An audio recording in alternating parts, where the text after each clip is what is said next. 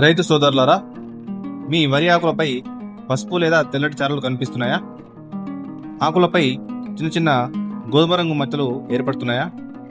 అయితే అది జింకు లోపం కావచ్చు. ఈ జింకు లోపానికి నార్మడిలో 15 నుంచి 20 రోజుల మధ్యలో ఏర్పడే అవకాశం ఉంటుంది.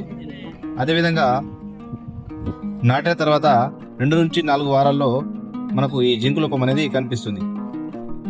పరిష్కారం కోసం జింక్ సల్ఫేట్ను 10 కిలోలు పర్ ఎకరం చొప్పున చల్లుకున్నట్లయితే ఈ జింక్ లోపాన్ని నివారించవచ్చు. అదేవిధంగా నార్మల్లో 12% ఈడిటిఏ జింక్ కానీ లేదా 0.5% జింక్ సల్ఫేట్ కానీ పిచికారీ చేసినట్లయితే ఈ జింక్ లోపాన్ని మనం నివారించుకోవచ్చు. ఇలాంటి మరిన్ని వీడియోల కోసం వినోల్ అగ్రో వరల్డ్ ఛానల్ను సబ్స్క్రైబ్ చేసుకోండి.